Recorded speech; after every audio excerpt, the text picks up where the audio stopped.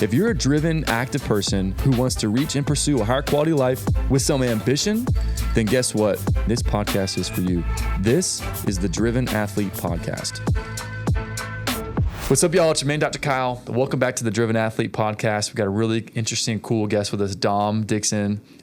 He's joining us today. He's got a strength and conditioning background. He's working with Lululemon. Yeah. He's well diverse with a lot of these things. So thanks for coming in, man. Oh, man, the honor is mine. I appreciate it. Cool. We have a lot of really interesting things we can talk about. But first, tell people more about where you're at now, what you're doing currently, and then we'll get more into like where you're from and education and stuff. Yeah, so I'm a man of many hats right now. I'm currently working with a lot of different brands. I start off with my own brand that I created back in 2017, Brick Built Strength. It's my strength and conditioning program, or I guess brand that I started, just coaching people virtually. I had a interesting situation where I was working in a gym. I didn't quite know where I wanted to go with my training black background. And I was like, I got to put this to use, and then I started, sharing content around educational fitness and how to do things optimally. Yeah. And then that kind of just took off from there. And then I was like, let me go ahead and start a brand and work from there. And that led me to work with other brands. And, here I am, working with brands and kind of elevating my own at the same time. Brick Built Strength. Yeah. BBS is probably the easiest way to say it. That's cool. That's awesome. So what with BBS right now, what stuff are you still doing? So I still have a couple of virtual clients that I train, all over the country, some in different parts of the world. And then I created templates for my athletes as well. People come to me all the time with, not really sure where they want to start, where they want to go. So I was like, let me create something that's not only affordable, but that's optimal and it's efficient. So I started creating programs called Body by Brick, volume 1 through 5, 1 through 6, and just, 6 to 12 weeks at a time. People can train on their own time and they have a way to reach their goals without feeling like they have to fill out a questionnaire. Yeah, that's awesome.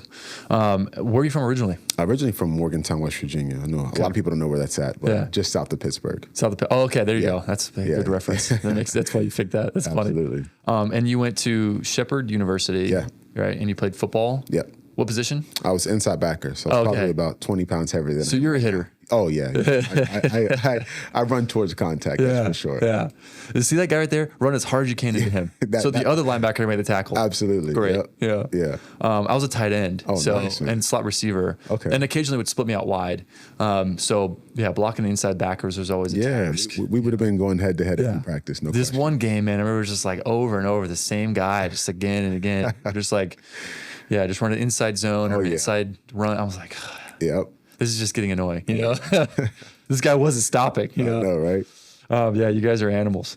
Well, that's cool. So football at Shepherd University, and then you majored in exercise science. Yeah. Okay. Yeah, so it's funny. I tell the story all the time, but I never was into fitness. And I studied it all through college and, like most people playing college football, you think you're going to the pros. So it's more of like a degree at that point. Yeah.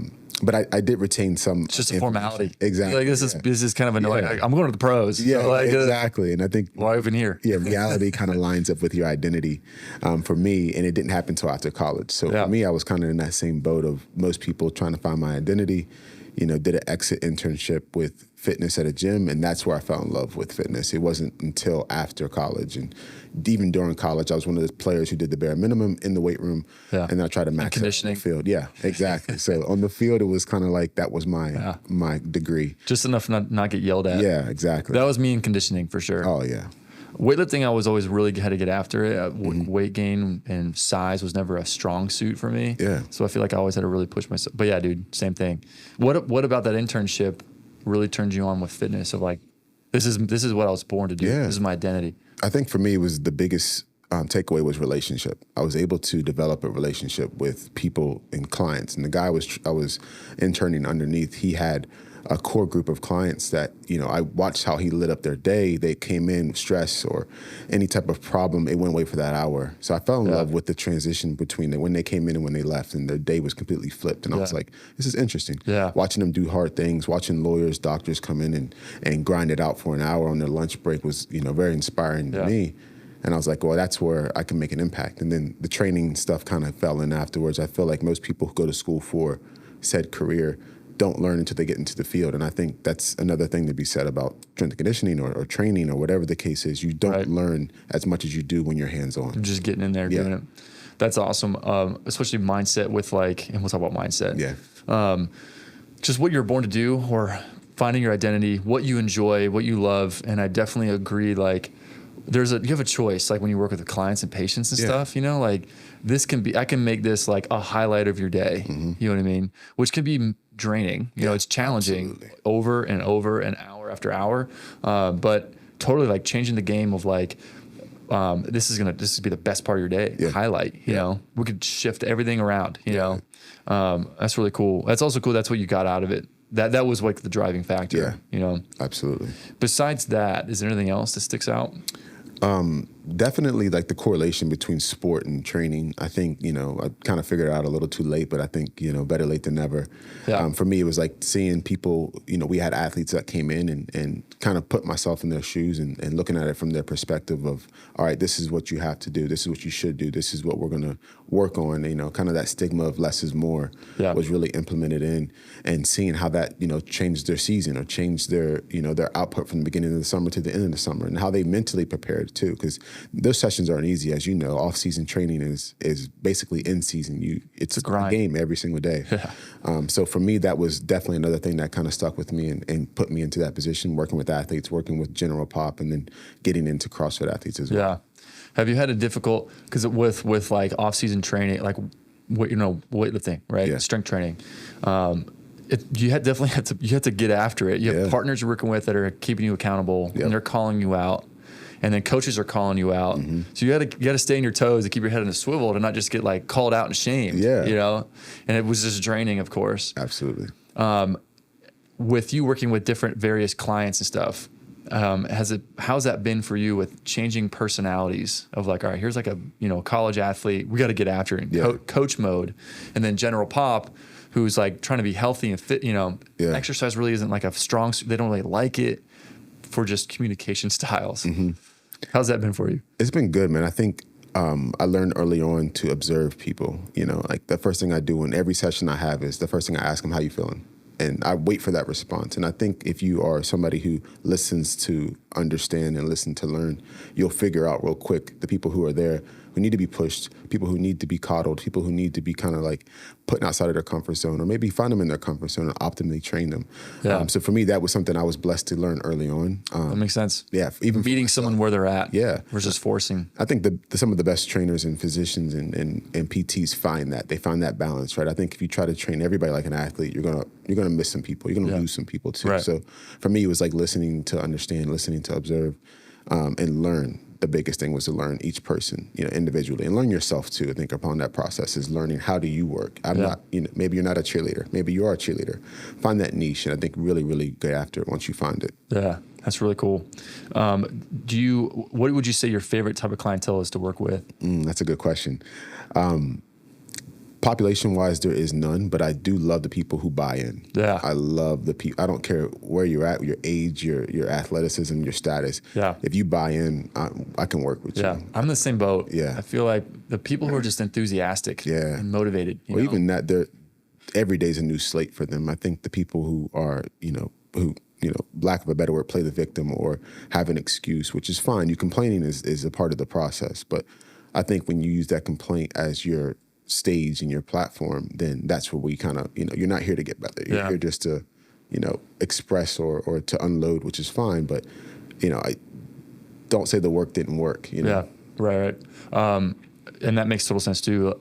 Unfortunately, identities can be placed in that. Yeah. And I mean, that's not my profession, but examining like, where does this resentment or bitterness coming from to then like lead to this victimhood, Well, I'm sure it's like you're a physical therapist. Sometimes you become a therapist. Oh, 100%. A lot of your sessions. Oh my gosh. It's that is like some of the stuff you hear is like, what, it's an hour. You're like, I would say majority, I don't know, I wouldn't go that far, but very often it's not like nuts and bolts, orthopedics, joint mobile, like biomechanics.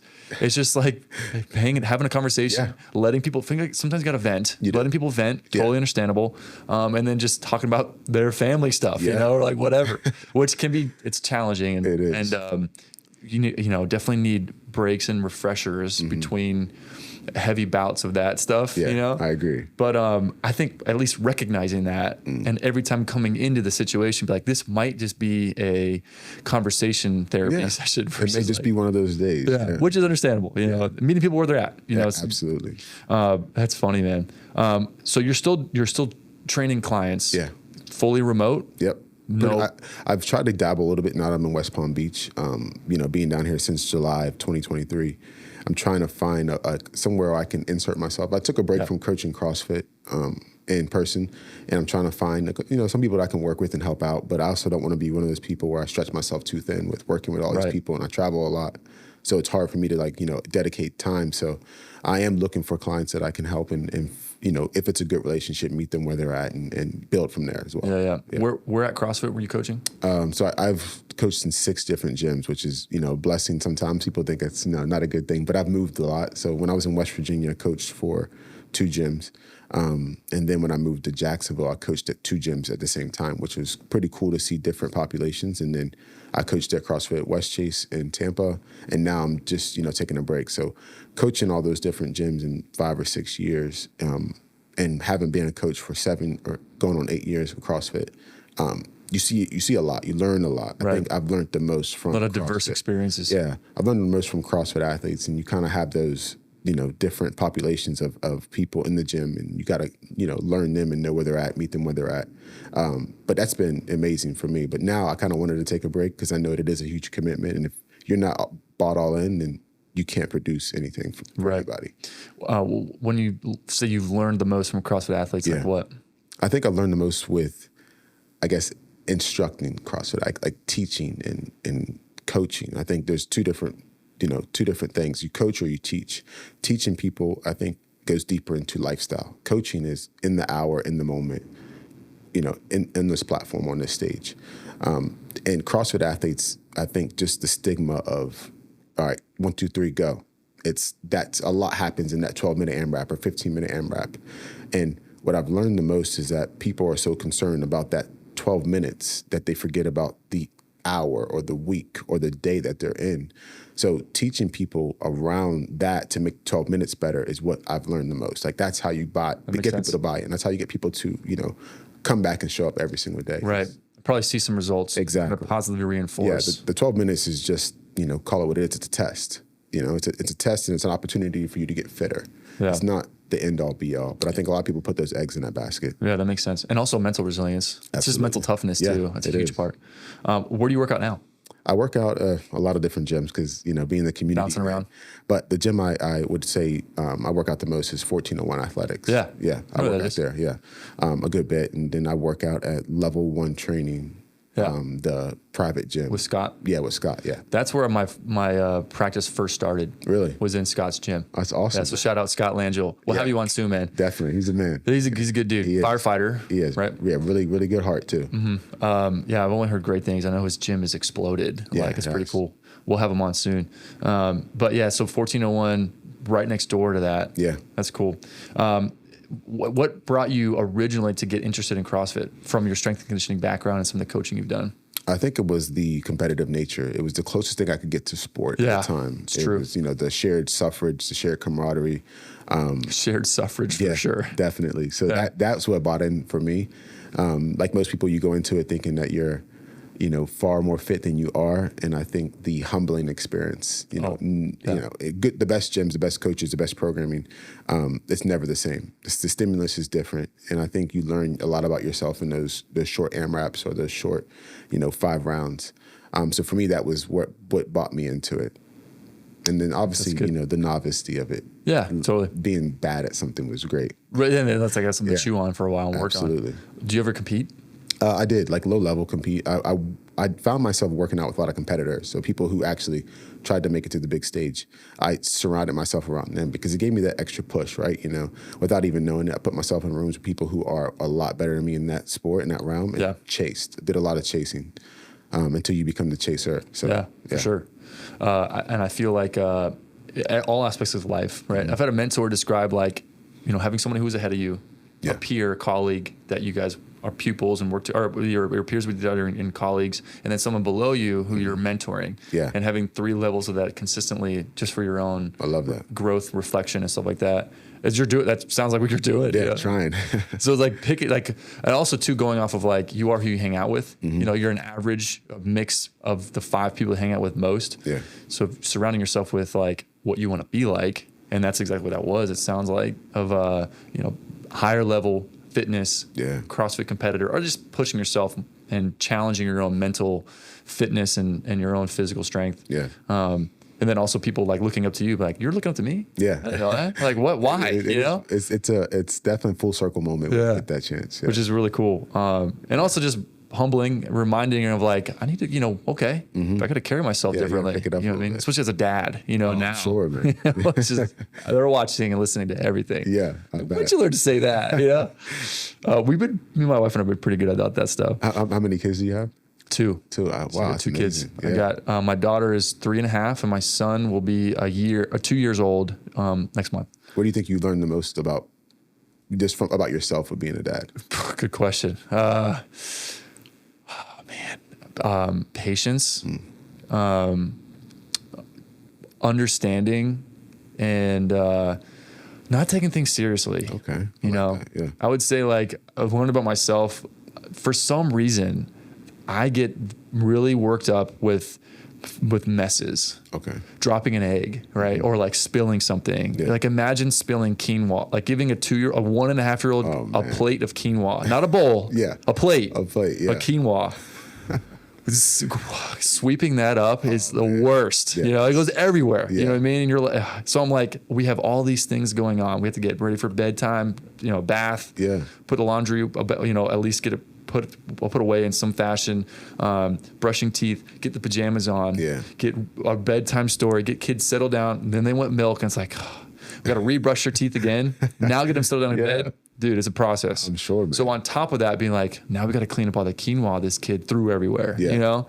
And so I'm like, I could be better at like preventing that extra step. Yeah. So anyway, not getting worked up of like, it's a mess, dude, relax. Yeah. This part of it, enjoy the process. Okay. I like that. I've never heard that answer when I've asked that question. That's a really good answer. Yeah, I don't know, man. It's the mess for some reason. I got to get better at. I still got to get better at it. You know, it's like messes will happen. You'll clean it up, but just getting over that. Yeah. I agree. Good question, man. That's good. I don't think anybody's asked me a question on the podcast. That's cool. I'm a podcaster, so I'll get on your podcast. Yeah. So let's talk about that. So you have on a podcast. I learned just 2 seconds ago, the Mindset Podcast. Yeah, Brick Built Mindset Podcast. Brick Built Mindset Podcast. Tell us about that. So it originally started off, Kyle, as like a digital diary for me. I think it was one of those things where, you know, you're like, oh, I should start a podcast. And I used to do these things on my Instagram where I would do Brick Built Mindset. Each week I would post on my story a message, something that I was impacted by, a conversation. And then that led to me just jumping out and, you know, taking a leap of faith and doing a podcast of my own. Yeah. And I keep it short and sweet. It's 3 to 5 minutes, reminders. It could be an abstract of a message I heard or a podcast I've heard, or even my favorite, which is a conversation. And I just usually just summarize that into a weekly dose. Almost going on 3.5 years I've been doing it. And, you know, haven't missed a week. And it's been one of those things where it's accountability for me. It's been a learning process. It's, like I said, like a diary. It's a digital diary for me that I share. And I have my little audience that listen. And it's been, you know, I had guests on here and there. But really for me, it's just been, you know, an outlet for me to speak my voice and play back messages that I need to hear myself as well. For sure. I agree. Like for myself with like podcasts like this, talking to patients, man, a lot of it I'm just talking to myself. Yeah. You know, reminders for myself. What's some of the ones of your daily diary stuff that sticks out the most memorable for you, or that you get the most comments on? I think anything that's vulnerable. You know, I think some of the inner thoughts that we all battle with each day, the insecurities, the perspective, doing things that are scary. I think those are the things that get the biggest comeback because people are so afraid of doing what they're afraid of. Yeah, for sure. So for me, it was like that's something that I battled with, just being a pride man or prideful man, being in that space where you do have a platform. You don't like to look like you make mistakes, but I think in general you should show that side because a lot of people know that you are human and that you do make mistakes and that's just a part of what the character and the identity that you claim. Yeah, not taking yourself too seriously, humility. Yeah. I was talking with a professional about that. We had a mental health professional in here a couple times, and learns a lot of things from her outside of that too. And from what she was saying, it seems, she's like, it comes from humility. Yeah. As in like, are you okay with sucking at something for a while? And then potentially other people and your colleagues and peers or whatever, seeing you suck at it for a while. Yeah. Yes or no? Yes. Okay. Then you can do new things, right? No. And it's like, you're going to stay within what you're good at in your comfort zone. Yeah. And then it's the fear of rejection is what usually always boils down to from what she was saying. I was like, it makes total sense. That is, yeah. Like failing and then other people seeing you fail, that's a very vulnerable moment. Absolutely. You have to have a lot of humility in order to dive into things that you're brand new at.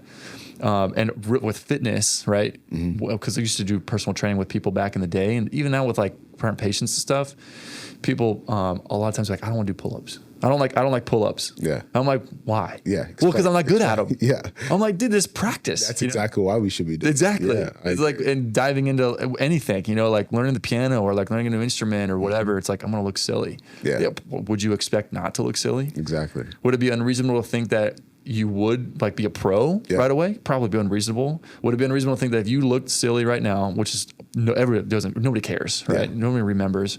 If you were to practice a little bit a day every day over the next 6 months, you think you'd be somewhat more competent? Yeah. Probably, right? Absolutely. Yeah. So then why? Let's do it. It's fun. I just dropped a message on that last week, and it's from Zig Ziglar. The quote: "I don't have to be great to start, but I have to start to be great." Yeah, and for sure, it's so simple. But people think that they have to be great to start, or I have to get in shape to work out. It's like that's the opposite. You get in shape by working out. Yeah, and anything else, like you heal by rehabbing. But just little steps. Just starting. Yeah. What was that old Chinese proverb? It's like the best way to. Even 1,000-mile journey starts with one step. Yeah, absolutely. Or the best day to plant a tree was yesterday. Yeah, that one. Yeah, it takes forever. Like totally fine. Speaking on that, something interesting we're talking about.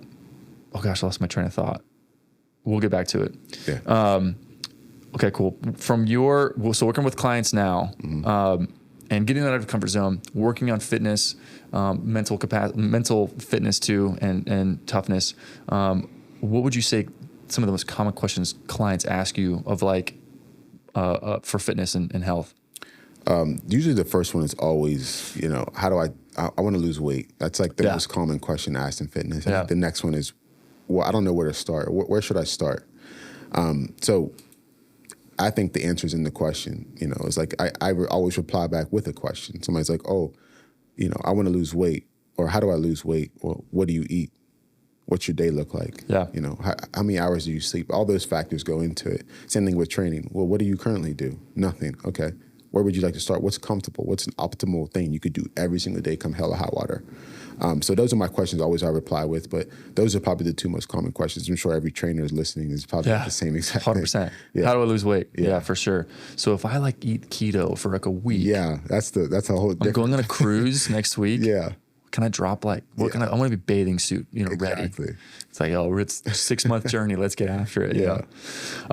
So, okay, remember my train of thought. So with people like that, right? They're like, okay, cool. I'm nervous. Yeah. I'm intimidated about starting this journey. I'm overweight, or I want to get better. I don't even know what to do. Every time I do, I get hurt, or I just don't feel good. And flashes of intensity that don't seem to work. And then I just like, well, F it. I'm not going to get better. Or I'm like, I just can't lose weight. It's not my thing. Yeah. Right. That's a new one. Something I've heard with people being self-conscious, right? They're intimidated. They're concerned. They're intimidated. They are worried about what people are going to think. And looking silly, right? Going into the gym. And I'm like, man, think about it like this. Let's boil it all the way back. You're concerned about starting this fitness journey. What exactly is it you're concerned about? Yeah. Right? Okay, looking dumb. Looking silly. Yeah. Like, look at this person trying to lose weight. What a loser they are. Yeah. Like, who would actually say that? Okay, let's boil it down. It's usually 1 or 2 people in your life that you are concerned about what their judgments would be. Absolutely. And it's usually a family or a friend, like super close. Yeah. Right? Where I'm like, you're going to let that one, write their name down and say it out loud. Yeah. I'm letting this one person, and their name is blank, prevent me from starting my fitness journey or whatever I want to do because I'm concerned what they're going to think. I love that. I've never actually thought about that process, making them write their name and say it. It minimizes it so much. Well, it humanizes it too. And yeah. And also it's like, I'm going to let this person dictate my life? Yeah. Like, get out of my life. Dude, no way. You know what I mean? Yeah. And then also from that too, let's reverse that. If you think there might be passing judgment, okay, understandable, that happens. If you were to go into a gym and you were going to start this journey, right, and you definitely feel like you don't fit in because you've never been to a gym before, you don't really know what you're doing, totally understandable, and you were going consistently, do you think the people at the gym that are in great shape and they're like the fitness gurus, they're the gym rats, like they're getting after it, do you think that they would ever go up to you and be like, what are you doing in here? How dare you? Like, what are you thinking? You know, like, who do you think you are? This is for us. Yeah, exactly. I 100% guarantee you it would be the opposite. Those people will be like, hey, like if you were to walk up and be like, can you help me with this? Like, I don't know what this lat pull down machine is, right? Or whatever. They'd be the first ones to be like, oh, let me tell you all about it. Dude, and high five for coming in here. Absolutely. I've been watching you. Like, I want to encourage you and be like, yo, keep going. Like, I love this. Absolutely. They would be the ones being like high-fiving and motivating you and reinforcing it. They're not going to be the ones that judge you. I guarantee it. Well, right? not you. To them, it's like, you know, it's a little bit of an ego check. They're like, oh, you're asking me for help? Yeah. Oh, this is cool. I'm an expert to you? Yeah. It's the same, but backward, it's like, you're looking up to me? Yeah. Are you sure? You play into it. Yeah, it's awesome. And they would be all about it. Oh, yeah, for sure. But anyway, so if anybody out there that's on that cusp, on the fence, I'm very, very confident. If you were to go to any gym and ask somebody or be self-conscious or intimidated, I guarantee you that all the fit people in there that are like gym rats are going to be super pumped that you're in there. Absolutely. And then be like, I'd love to help you. Ask me more questions. They would love it, you know? So then analyze and examine then who would be the judgmental people. It's usually the crab effect. You know, unfortunately. It's the people that are bummed that they're not taking those steps. Or they're bitter, And they're bitter. They don't like where they're at. So they want, unfortunately, people to stay with them in that insecure and low moment, you know? It's unfortunate, right? But anyway, I think it's just a mind bomb where I'm like, dude, then start a podcast. Absolutely, Who are the ones not starting a podcast? Who's going to judge you then for doing a podcast? Yeah, I think my first episode was actually called Just Do It Scared. Just Do It Scared, It was about my podcast. You know, I put myself out there and, you know, I got probably the most response from that exact podcast than I ever have. Just Love because that. of, you know, putting yourself out there. So Just Do It Scared. Totally agree. I could talk all day about that. What was the message? It was really about, you know, me being in my own way for so long. And I finally just, you know, heard a message from Will Smith. You know, ironically, he was saying, you know, whatever it is that you're standing on that side of fear, just do it scared. I promise you, when you land on the other side, it won't be that scary. Right. And you would have done what you said you couldn't do. Or you said what you wouldn't do. So it's like, for me, it was like, all right, let's just do it. And I recorded the 3 or 5 minute episode and was like, this is me, put myself out there. If one person listens or 1,000, I'm just going to do this anyway. So that for me was like the jumping off point. And it was exactly what I needed to do. It's interesting you say that, just do it scared. The definition of bravery that I heard is not being scared. It's taking action despite the presence of fear. Oh, I like that. I'm scared. Okay, it's just action despite that presence of that emotion. I like that. So like being scared, it's usually fear of rejection. It's usually one or two people that are in the person's head that's preventing that and minimizing it by writing their name down. And then also the fear of being in that emotional state. Scared, just afraid or scared of being sad or fear of being uncomfortable, right? It's just literally an emotion that someone's afraid of getting into by how it might feel or can they handle it. And it's like, if you back it out even more in biology, it's like literally just neurotransmitters. It's all it is in your brain. It's just literally neurotransmitters in your brain that it might be an increased amount of temporarily that will be flushed out eventually. And it's like, you're not going to die. No, that's the big thing. Right. You're not going to die doing that thing. But did you die? It's like, no, you're fine. So it's like, not like you're asking yourself to play with a poisonous snake. You know, it's literally just the discomfort of emotion that might come with it. And then fear of rejection of usually one or two people. It's like, that's what's holding you back. Like, F that, dude. It's paralyzing for a lot of people. 100%. Very paralyzing. Okay, with that being said then, stuff that you've done, what would you recommend then for their, like, what suggestions would you have to take the first step? I think the biggest thing I tell people all the time is like, build the small dream. So like, I think another thing of fear is like, I got to, you know, comparison. I have to broadcast it. It's got to be huge. It's got to be a big launch. Build a small dream. Tell one or two people, or write it down or record it on your own. Don't show it. Build a library or whatever it is. Build it small, because that small dream will become big. That small action will become big. 5 looks small when you're looking at 10, all those things. And I think for me, it was like the same thing. I was like, oh, I'm comparing it to other people who are already doing it before me. It's got to be as big as theirs. It's got to be just as successful. Tomorrow. Yeah, exactly. And I think for me, that was the buy-in, was like, just do it small, dream it small, then launch. Keep going. Right. And then before you know it, it is what it is. And it's even probably bigger than what you expected it to be. Yeah. If you stay consistent, obviously. That's cool. I like that. Start small. Expectations. Yeah. The expectation isn't to be like a Joe Rogan podcast. Yeah. I mean, or to be in a Mr. Olympia tomorrow, which is you can't, you know, it's just, did you do it or not? Exactly. That's cool. What would you say? Okay. Most common question you get from clients, how I want to lose weight. How? Yeah. What would you say your answer is to that, of like the most influential ways for someone to drop? It's really body fat percentage. They want to look better naked, right? Usually, or look better in a bathing suit. What's usually the from your understanding or things that you work on, the most influential ways to get there? Without a doubt, I down the hill every day. It's nutrition. Yeah. I also got certified as a WAC nutrition coach about a year ago, but I've been with that company for like 6 years, and that was the thing for me, which I think turned it around. Just aesthetically pleasing, you know, the way I felt, my mental capacity, my overall capacity for, you know, like change, you know, challenging anything, or that to me was nutrition. And I think there's so many things that go back to nutrition. You can dive deeper and get, you know, real nerdy with science. Yeah. But I think that's the one thing that your body has to respond to. You know, it's fuel like anything else. Yeah. And it's what you put in your body, when you put it in your body, how you sleep, how you recover, all those things. So for me, nutrition is number one. And I tell people, they're like, oh, like I've been doing this workout for so long, but I'm like, well, what are you putting in your body? Like, what did you eat today? What did you eat yesterday? Did you eat today?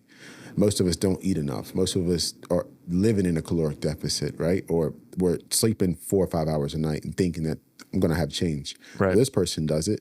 You don't know that, you know? So I think to me, nutrition is number one. Training is great. And I know that, you know, it's really one of those things where you can kind of get a handle on how strong you are or you know, your output. But I don't think that training is the end all be all.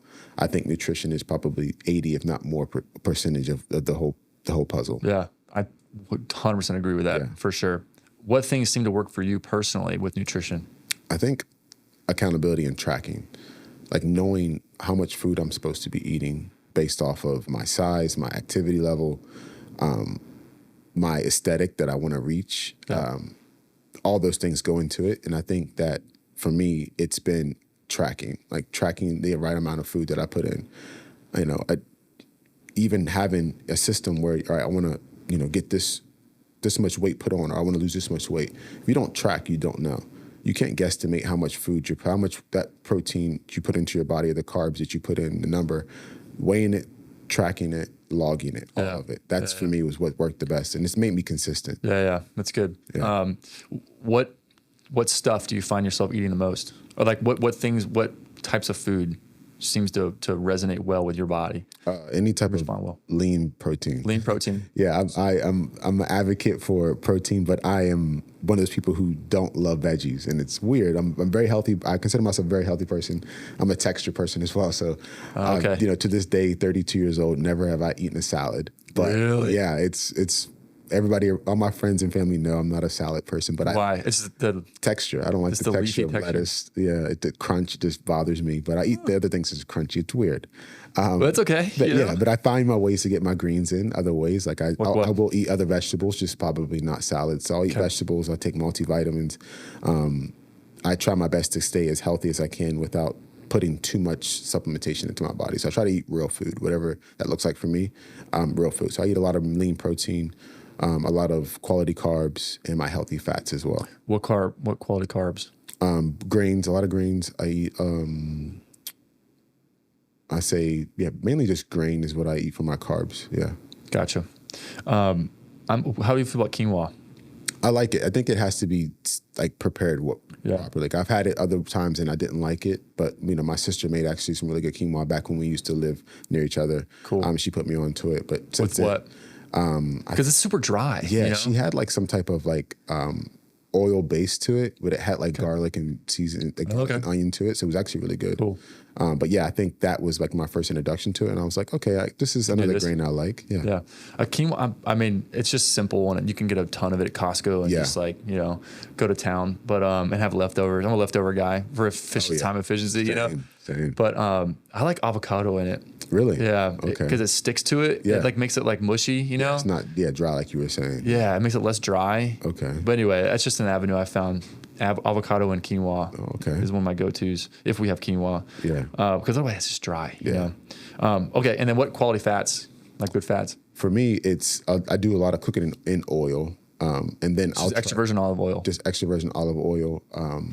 I do like you know, your peanut butters, your butters. I used to mix those. A lot of my fats come from my base of what I'm cooking in. Got it. And then some of my meats. So I'll do 93.7. I'll do 90.10 on my red meat, and then sometimes I'll do chicken thighs in there to get a little bit more fats in there. Yeah. So I try to make it towards like it's basically added in fat. I don't try to just consume fat by itself. Yeah. Because you know my nutrition coach, if he's listening, he'll know that I was one of those fat chasers. I'm like 80-15 for meat.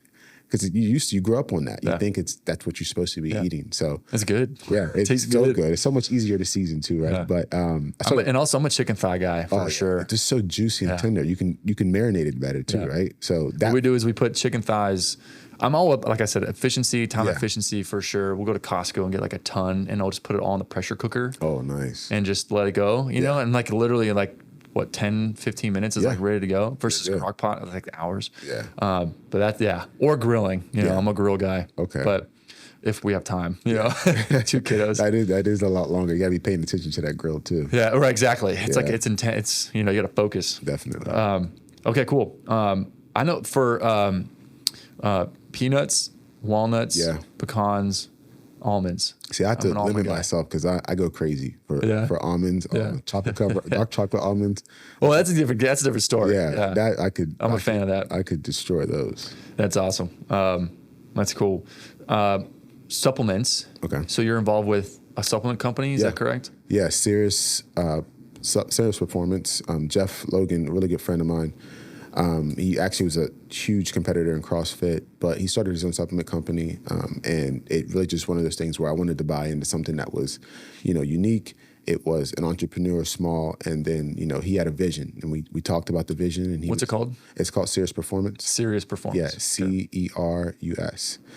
Shout out to Jeff, man, really good guy, and I saw his vision behind wanting to build something that was authentic, organic, lack of a better organic, but all natural supplements. Yeah.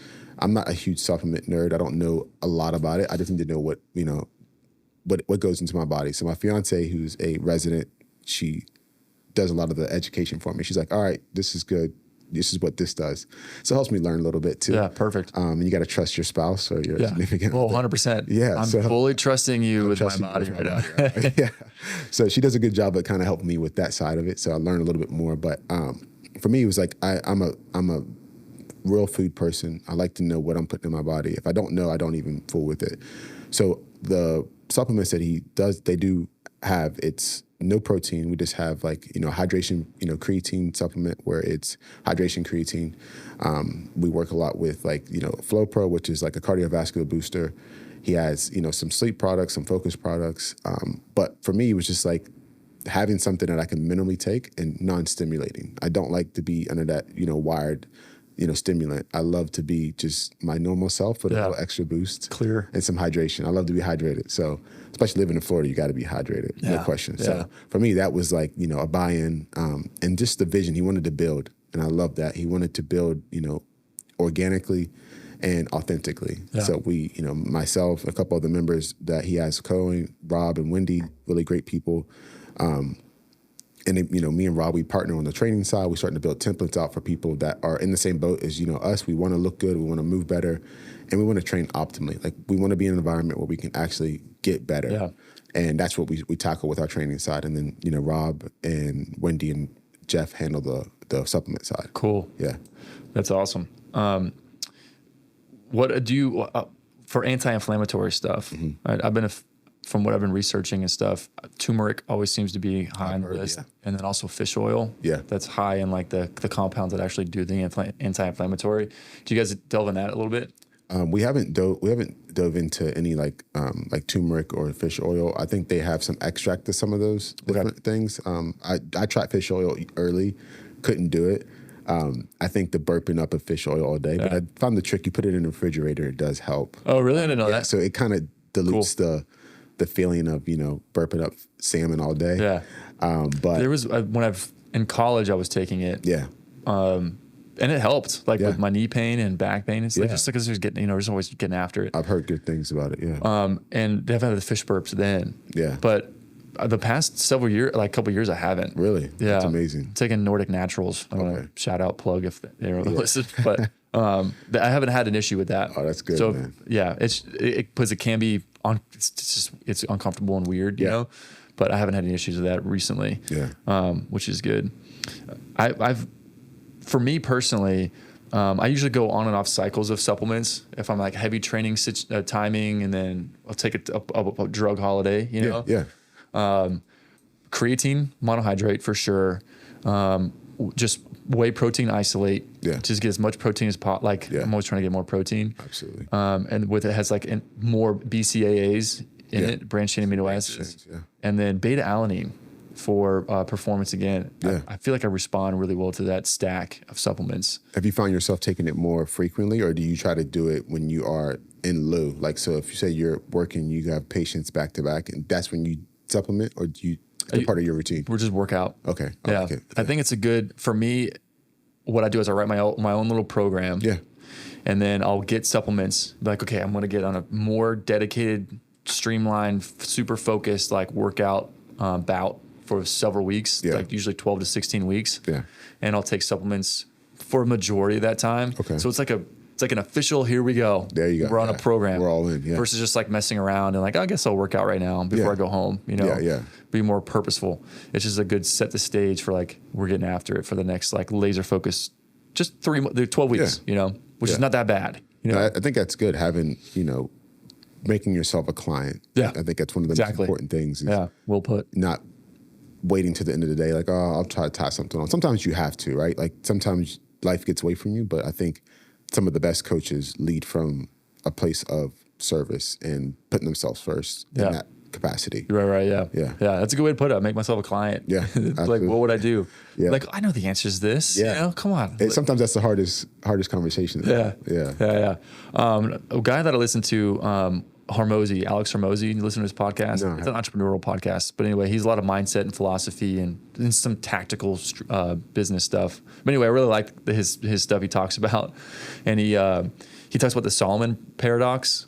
Okay. Where Solomon, back in the biblical days, very wise person who would give great advice, and he's very sound, respectable, but his own life was in shambles. So he couldn't so anyway, some studies since then with psychology and stuff, I guess, have conveyed people are way better at giving advice than they are applying it for their own life. Oh yeah. So they would describe to people in relationship issues, and not know that they're talking about themselves. Be like, what would you do this person's spouse is doing this and this. What advice would you give this guy? Yeah. Well, I'll probably do this, this, and this. And then they find out you're actually talking about themselves. Yeah. This is my situation. Yeah. Have you been doing that? I haven't, they haven't given themselves that advice. Yeah. So anyway, he's Solomon paradox of if you were a client, right? And he describes how he writes it out on a Word document. Wow. And he types out, "Hey Solomon, I'm back. I'm having difficulty with this. What do you think I should do?" And he writes it back in his own mind frame of 85-year-old self. I'll do this, this, and this. He's well, what about this? Does he do it 2 different times? I think that would be really interesting to write the question one day and then answer it. I don't know. A good question. That would good be point. really, really good. I think it's just a conversation right then. like that. It goes over in 15 minutes. Yeah. And the dwindling down, you're I know the answer to this. Yeah. I don't need to go wait weeks to get an appointment or be stifled and stagnant for I don't make decisions and stuff. But anyway, so for that, I take my own advice on that stuff in general with a lot of things. I can do that, or this for a lot of things, a lot of aspects in life. But anyway, so I try to do that. Yeah. I'm not super consistent by any means, but I'm I can make myself a client. I can do this. That's cool. I'm gonna try that exercise. Yeah, try it. It's Yeah. pretty interesting, Yeah. What would 70-year-old Dom, who's super wise, established, he's super calm, emotionally managed well, Yeah, what would he say? and wise. experienced, what would he say to that? Yeah, that's a good one. So try that at home if you're thinking about that stuff. Cool. So, I mean, you're a busy guy. You travel a lot, right? Because you're working with Lululemon. Yeah. With branding and outreach and stuff. Yeah. Is that accurate? Yeah. So I'm lack of a better word, I'm a community man. So I do all things community, try to partner, like-minded individuals, elevate our brand at the same time. So it's like a win-win. I love to shine light on people who are doing amazing things like you guys, which is we've linked up on some stuff. Yeah, well, I got connected with Stephanie and this, which led to this conversation, and I'm excited about it. So like that's my whole focus, is to create a web of community with anybody and everybody who's in that same exact boat mindset with Lulu. Cool. I kind of do the same thing with another company I work with, is Spacer Mobility. We do a lot of stuff like that. I do kind of a little bit with them, building a little bit of workshops, working on foot and ankle health, which is right up you guys' alley. Yeah. So stuff like that I try to do, and then Cirrus, and then my own brand. So I try to dabble in a little bit of everything. That's really cool. What to connect with that too? Because foot and ankle for runners. Absolutely. And also just Olympic, athletes, active people. Gotcha. So you're a busy guy. You travel a lot, doing a lot of things. How do you navigate your own schedule, like with prioritizing workouts? Because very often I'm sure you hear I can't work out, I'm too busy. Yeah. It's like, well, no one's busy. We just prioritize. Exactly. And prioritizing like Netflix or TV or Instagram fail videos or something like that's my vice for sure. For sure. Funny videos. No question. Which understand, we gotta unwind sometimes and disconnect. But anyway, how do you navigate that for yourself? So for me, like most people, it's a constant battle. But one thing I always go back to is there's two things. I'm a priority no matter what. Like I'm my first priority. Because in order for me to serve those around me and to be of service, I have to be full. Yeah. Whether that full is 80%, 90%, 60%, whatever, I have to start with myself first. And then from there, I tear down. And I also don't do internegotiation. So I do not negotiate with myself. Interesting. Whatsoever. And this is something that I started doing about 2.5 years ago. I need to reflect. Yeah. I negotiate with myself a lot. I don't do it. Could I sleep in a little bit more? Do I really want to? Yeah, but let's think about this. But within that, I do listen to my body, but I don't negotiate. So if I'm like, all right, tomorrow I'm working out, I'm a 5:30, 5:45 a.m.er workout person every day, pretty much. Wow. Okay. So for me, it's like if I say that I'm doing it the night before, no negotiation. I pop up, the alarm goes off, I'm out. Like those thoughts, no. Dwindling. I do a feedback body test where you wake up, you kind of feel, am I feeling okay? Okay, I'm good. We're going. Even if I don't want to, even if I'm like battling, I don't negotiate. Because for me, I think that's where the discipline and the consistency lie right there. 100%. That conversation, the 3 seconds when you wake up, if I'm going to eat, if I'm going to log, I don't negotiate. So that has helped me. And that's like, again, it's a self-check thing. Not everybody's built that way. You may have some people who do negotiate. So for me, I make myself a priority. Once a priority is set, I don't negotiate with said priority. Those are my two things that let me be able to do the things that I have to do, lack of a better word, or I enjoy doing. Yeah. So freedom through discipline. 100%. Jocko. Yeah. Yeah, for sure. Where did you learn that? I don't negotiate myself with? Actually, ironically enough, I learned that from one of my considered GOAT is Kobe Bryant. He talked about that. And I heard him say this in a snippet on Instagram. And then I dove deeper. I was like, okay, what do I negotiate with? What do I constantly go back and forth with? And then look at my life and the relationships and the priorities that I have set. Are they negotiable? Like, are those things that I negotiate on? If they're lacking, it's probably because I allow negotiation to come in. I allow the inner voice to win. And for me, that was like a no-brainer. So I adopted that. And then the priorities I listed was many, many years ago whenever I found myself training several people all day and my health started declining. I started, being out of shape or not being able to perform the way I want to or look the way I wanted to. And I was like, well, easy. I come first, then everybody else is next, which is good because then it allows me to service people much, much better. Yeah. And I consider myself a man of service. So in order to do that, I have to serve myself first. Yeah, for sure. I think for all the moms and dads out there, because it makes sense, totally agree with all that stuff. I had to fill my cup. Yeah. To fill my kids' cups and my wife's cup. Yeah. If I go in depleted, I can't serve as well. Yeah. You know what I mean? I agree. So it might look self-serving and selfish at the front end, but really it's born out of like, I can't do my job as a dad and be engaging and fun and understanding and slow to anger, you know? Exactly. Unless my cup is my willpower cup, you know, which comes from a lot of facets, I think. Absolutely. Exercise. Yeah. One of them for sure. Sleep. Yeah. Where else would you say? I say exercise, sleep, nutrition. And I'm also a very spiritual person. So I think whatever your spirit being is, whatever that is in the sense of like whatever fills you up outside of the, you know, the physical things, I think, you know, whether that's love, religion, whatever it is, that also has to be a cup that you have to pour into. Yeah. Because there's more things in life than sets and reps. There's more things in life than money and fame. I think 100%. Your spiritual being has to be also taken care of. So for me, that's probably up there as number one. And then from there, it goes down. Yeah, for sure. That's good. I like that. Exercise and spiritual. That's cool. I think, and I feel like, unfortunately, going along with like some of the victimhood type of mindsets that I've noticed some other humans fall into. Yeah. Outside, like not personally, but just outside, you know, and just hearing stories and stuff like that. It's like, man, I can control my own life. Yeah. Right. And blaming other situations for like why I can't work out. You know what I mean? Yeah. Or why I can't eat good. You know, I can't eat good. Like that's for fit people. Yeah. You know, it's like just pretend like you're fit then and just do it. You know? Yeah, pretend. I like that. And if you just like grow those habitual changes over time, you'll just morph into that. Yeah. Take it a step further. Hang out with really fit people. Yeah. Or if you're like, I want to be more emotionally managed, right? Because that's challenging, right? Navigating a lot of things and responsibilities. It's like, what does that look like then if you were to be, what would a person who has great emotional management do consistently? Yeah. Yep. Just pretend and then just do that. Yeah. And you'll morph into that over time. Exactly. Right. And it takes a step further, hang out with people who are like that. Yeah. Take a step further and more, write it down, right? You were saying, right? Log and track some stuff. And maybe have a coach, you know, or a therapist or something like that. Yeah. Some insight. Right. Some insights. Mm-hmm. That's really interesting. So for you, your cup, sleep, nutrition, exercise, spiritual focuses. Yeah. What, anything else? Relationships. Yeah, I pour a lot into, and I'm fascinated by all relationships, whether that's friendships, you know, intimate relationships, family, all those, or probably, you know, outside of my, you know, my favorite things, relationships are probably up there because I think there's so much to be said about each relationship that you have, and so much to be said about who you are and how you show up for those relationships. So that's another thing that I really pour into. Even my own relationship with my fiance. We do a lot of work in our relationship. We do a lot of talks. We do a lot of like, you know, priority checklists. We do a lot of tracking where we're at, where we want to go, where we've been. I think those things allow us to show up every day. Yeah. Some days she may be on 40.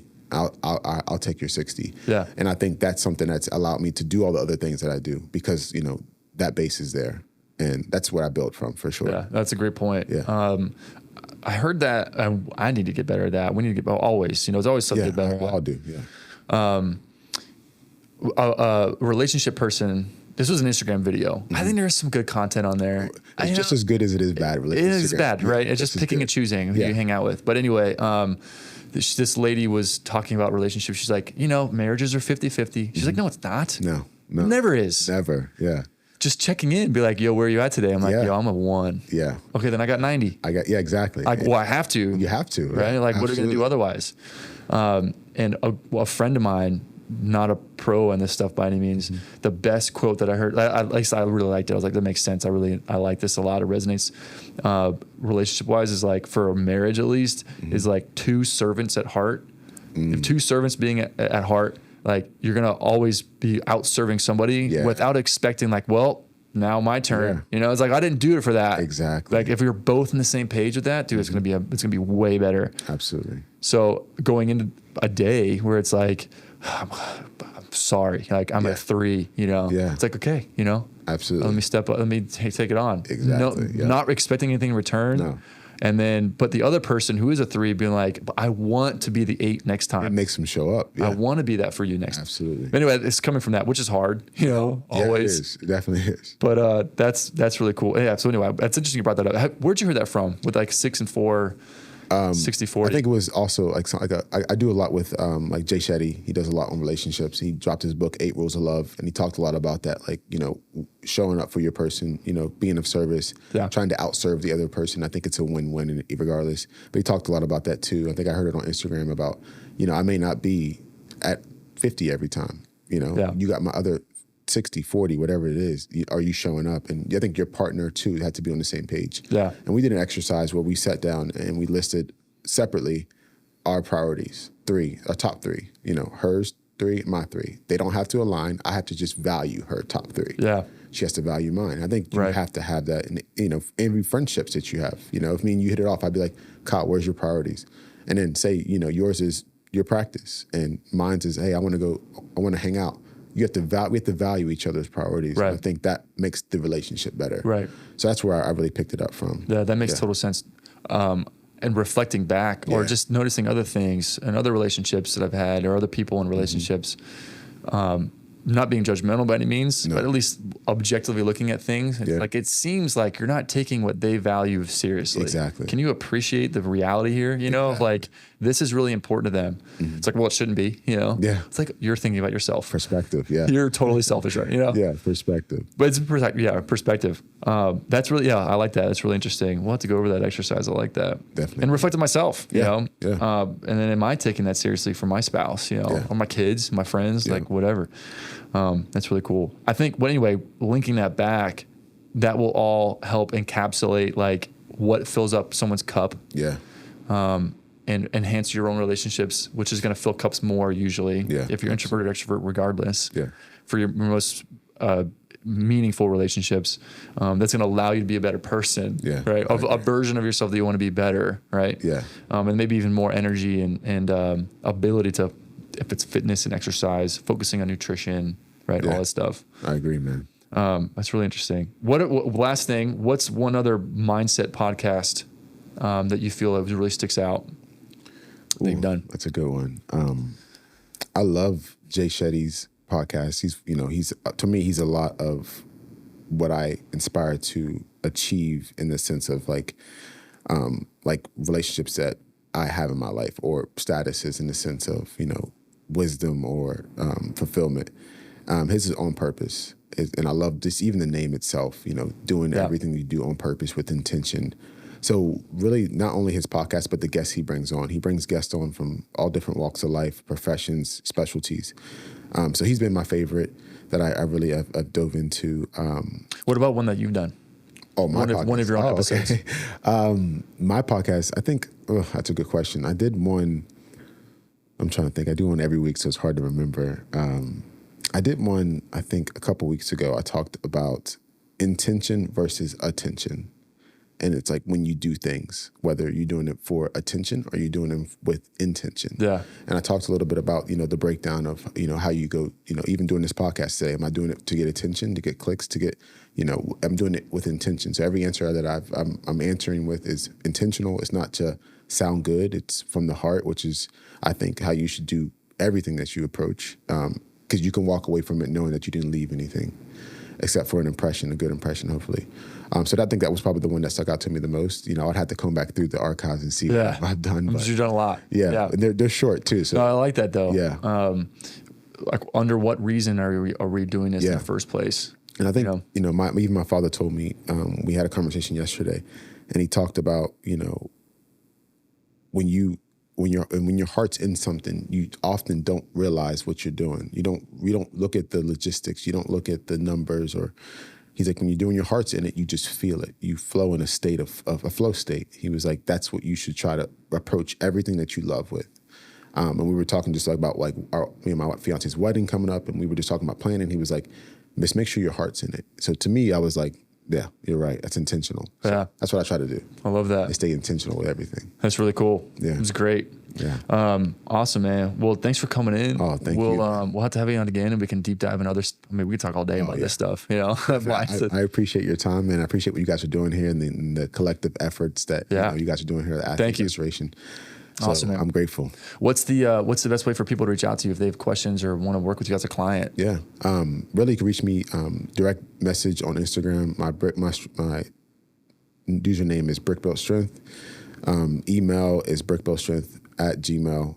Those are the two best ways communication-wise. I'll always answer. I'll always write back. So please, by all means, give me a shout out. Cool. And we'll chat. Awesome. Thanks, man. Thanks for coming in. And if y'all have any questions for us, we're always open to suggestions, comments, conflicting opinions, any other topics and stuff.